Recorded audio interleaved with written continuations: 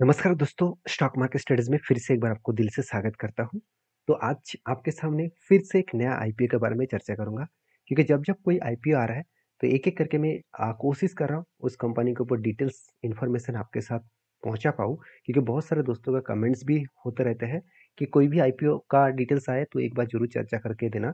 क्योंकि उस आईपीओ के ऊपर निवेश करने से पहले जानकारी हासिल करना सबसे इम्पोर्टेंस होता है, क्योंकि किसी भी कंपनीज़ के ऊपर ब्लाइंडली आईपीओ के ऊपर निवेश करना बहुत बड़ा रिस्की जोखिम वाला काम हो जाएगा, क्योंकि आईपीओ का अगर लिस्टिंग गेन बहुत ज़्यादा डिस्काउंट में हो गया तो सोचना आपको तो बहुत बड़ा झटका लगेगा।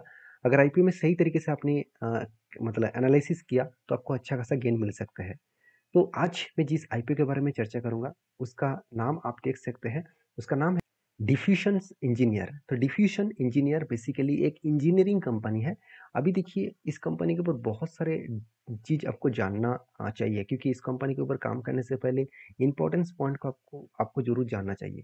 सबसे पहले देखिए कंपनी के प्रोडक्ट के बारे में, प्रोडक्ट एंड सर्विसेज के बारे में। तो कंपनी कौन सा प्रोडक्ट को बनाते हैं, सबसे पहले देखा है तो देखिए वेल्डिंग जो कंज्यूमेबल प्रोडक्ट है, मतलब वेल्डिंग के लिए जो कंज्यूमेबल प्रोडक्ट्स है वो कंपनी बनाते हैं। साथ ही साथ वायर एंड मतलब वायर जो प्लेट्स होते हैं एंड वायर जो मतलब कंपोनेंट्स होते हैं वो भी कंपनी बनाते हैं। हेवी इंजीनियरिंग प्रोडक्ट कंपनी बनाते हैं। साथ ही साथ कुछ रिकमेंडेशनल सर्विसेज भी कंपनी करते हैं। तो कुछ इस तरीके से प्रोडक्ट के ऊपर काम कर रहे हैं। साथ ही साथ कुछ कंपनी प्रोडक्ट बना भी रहे हैं, जैसे जो डिफो कोर्स हो गया, साथ ही साथ कुछ थर्मल स्प्रे हो गया, स्प्रे पाउडर हो गया, कुछ साथ ही साथ जिस तरीके से वेल्डिंग्स होता है, कटिंग्स इक्विपमेंट्स होते हैं, तो वेल्डिंग के बाद कटिंग करना पड़ता है, तो इस तरीके से प्रोडक्ट्स भी बनाए जाते हैं। साथ ही साथ मतलब हॉर्न ऑन भी हो गया, तो इस तरीके से प्रोडक्ट्स बनाए जाते हैं। तो ज़्यादा से ज़्यादा प्रोडक्ट के बारे में मुझे उतना ज़्यादा नॉलेज नहीं है। सिर्फ मैं यही मुझे क्लियर कट एक अंदाज़ा लग रहा है कि कंपनी का जो प्रोडक्ट है वो वेल्डिंग के ऊपर, देखिए कोई भी गैस वेल्डिंग, पाइप वेल्डिंग के लिए जो प्रोडक्ट बनाए जाते हैं तो उसी का मेनली बिजनेस है। साथ ही साथ हेवी इंजीनियरिंग प्रोडक्ट के ऊपर भी बिजनेस है। अभी कंपनी के कुछ इंपॉर्टेंस पॉइंट देख लेते हैं, जैसे कंपनी का प्रोजेक्ट कंप्लीट कितना कर चुके हैं। करीबन 10,373 के आसपास टोटल प्रोजेक्ट कंप्लीट कर चुके हैं। तो टोटल कंपनी 48 कंट्रीज को सर्विसेज देते हैं, और साथ ही साथ 11 मतलब अवार्ड कंपनी विन कर चुके हैं, मतलब जीत चुके हैं। साथ ही साथ 84 कस्टमर्स है। अभी 84 कस्टमर का मतलब क्या है, तो बड़े से बड़े जो दिग्गज क्लाइंट, जैसे मान के चलिए रिलायंस, इस तरीके से एक कंपनी, तो इसका भी मतलब इस तरीके से क्लाइंट्स को हैप्पी क्लाइंट्स कंपनी बता रहा है। टोटल 84 क्लाइंट्स है, तो रिलायंस इसका कस्टमर नहीं है। तो चलो देख लेते हैं एक्चुअली इसका कस्टमर कौन सा है। आप इसका लंबा लिस्ट यहाँ पे मिल जाएगा।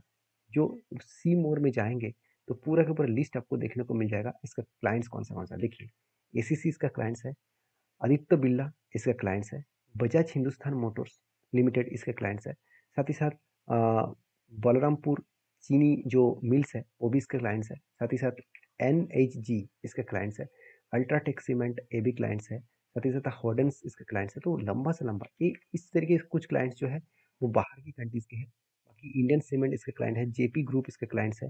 तो देखिए LNT भी इसके क्लाइंट्स है, टाटा स्टील इसके क्लाइंट्स है। साथ ही साथ पीरामल जो ग्लास है वो भी इसके क्लाइंट्स है, लफार्ज इसके क्लाइंट्स है।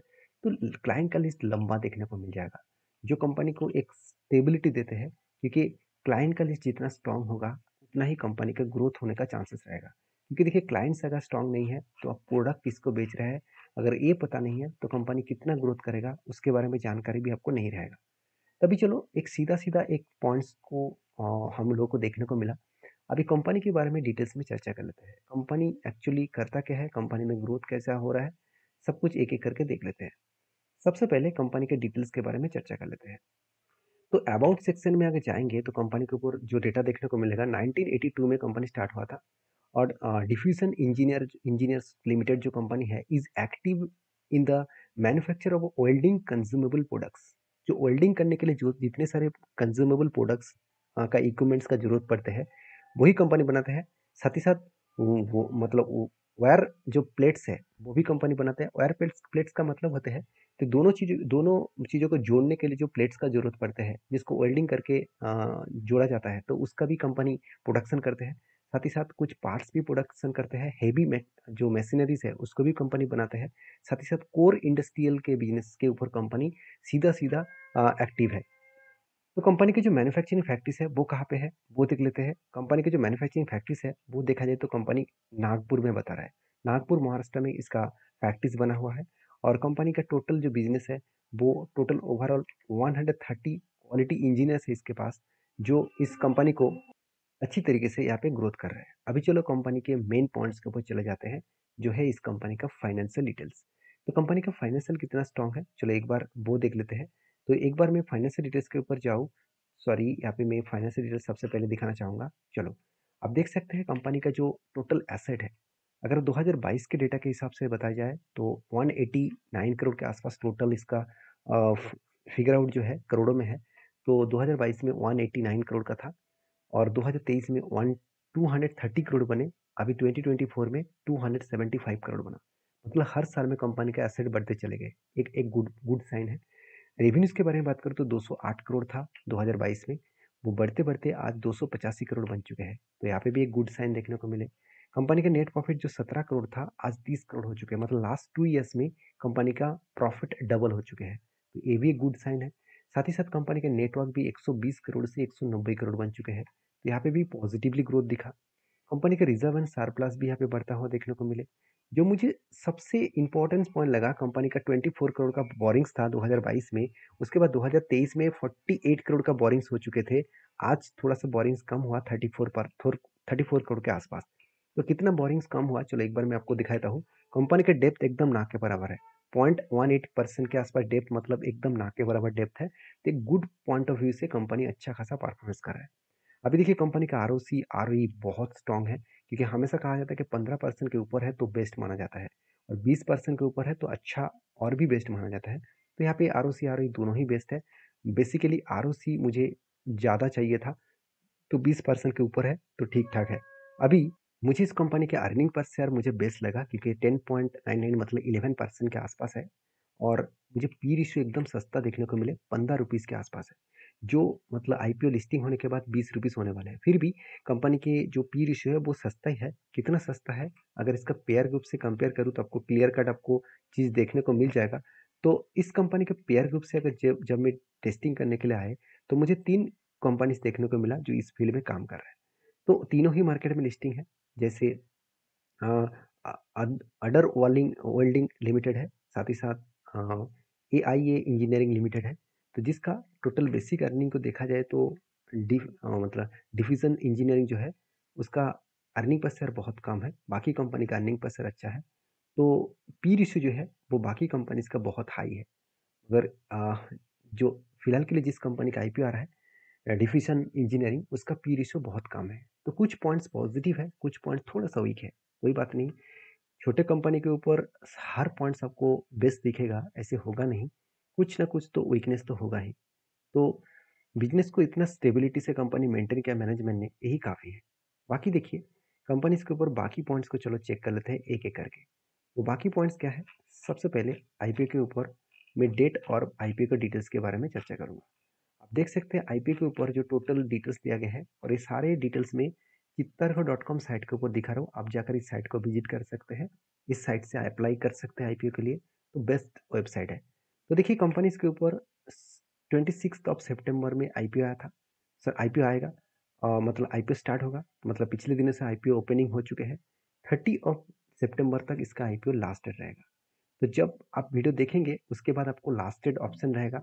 तो इस आईपीओ के लिए लास्ट डेट में आपको क्या करना है जरूर मैं आपको बताऊंगा। उससे पहले देखिए कंपनी का फेस वैल्यू देख लीजिए, 10 का फेस वैल्यू है। तो देखिए आईपीओ का जो टोटल प्राइस बैंड रहेगा 159 से लेकर 168 तक।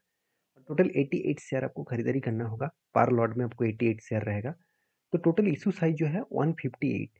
मुझे बेस्ट पॉइंट ये लगा कि पूरा का पूरा फ्रेश इशू है। मतलब कंपनी पूरा का पूरा पैसा यहाँ पे बिजनेस के ऊपर ही लगाना चाहते हैं। 158 रुपीज़, सॉरी 158 रुपीज़ नहीं, 158 करोड़ रुपीज़ टोटली बिजनेस के ऊपर लगाना चाहते हैं।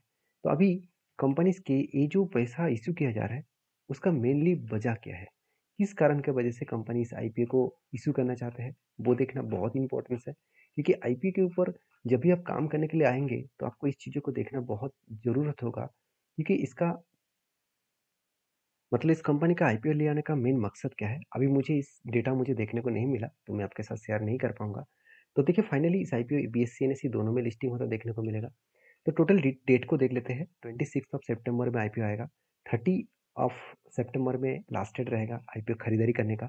1 अक्टूबर में अलॉटमेंट हो जाएगा। 3 अक्टूबर में आपका फंड रिफंड किया जाएगा अगर आईपीओ नहीं मिला तो। अगर मिल गया तो डीमेट अकाउंट में ट्रांसफर किया जाएगा 3 तारीख को। और आईपीओ का लिस्टिंग डेट है 4 तारीख। तो ये था आईपीओ का पूरा डिटेल्स। अभी लास्ट ऑप्शन बाकी है, वो है इस कंपनी के ऊपर ग्रे मार्केट प्रीमियम। तो ग्रे मार्केट प्रीमियम को देखूँ तो मतलब जब मैं वीडियो बना रहा हूँ तब डेट है 26 मतलब सॉरी, जब मुझे वीडियो बना रहा हूँ तब मेरा लास्ट ग्रे मार्केट प्रीमियम 26 तारीख को देखने को मिला। और जो इसका ग्रे मार्केट प्रीमियम है वो 90 रुपीज़ के आसपास देखने को मिला। अराउंड 53% तक लिस्टिंग गेन होने का चांसेस है। तो हर दिन कंपनी के ग्रे मार्केट प्रीमियम बढ़ते चले जा रहा है, तो एक गुड साइन है। तो जितना ग्रे मार्केट प्रीमियम बढ़ेगा उतना अच्छा खासा लिस्टिंग होने का चांसेस है। अभी क्वेश्चन है कि मैं इस कंपनी के ऊपर अप्लाई करूंगा कि नहीं करूंगा। मैं जरूर इस कंपनी के ऊपर अप्लाई करूंगा। लास्ट डेट मतलब जो 30 तारीख को इसका लास्ट डेट रहेगा आईपीओ खरीदारी करने का। तो मैं 29 सितंबर तक इंतजार करूंगा, इसको देखूंगा इसका ग्रे मार्केट प्रीमियम कितना हाई हो रहा है, कितना सब्सक्रिप्शन हो रहा है इस कंपनी के ऊपर आईपीओ खरीदने के लिए। तो बड़े इंस्टीट्यूशन कितना सब्सक्रिप्शन मतलब सब्सक्राइब कर रहा है, उसके बाद मैं अप्लाई करने वाला हूँ। तो आप भी सारी चीज़ों को देखकर अप्लाई करिए और एक बार स्टडी करके खुद के ओपिनियन के हिसाब से अप्लाई करिए। तो वीडियो अच्छा लगे तो प्लीज़ लाइक करना। मिलते नेक्स्ट वीडियो में, तब तक के लिए धन्यवाद।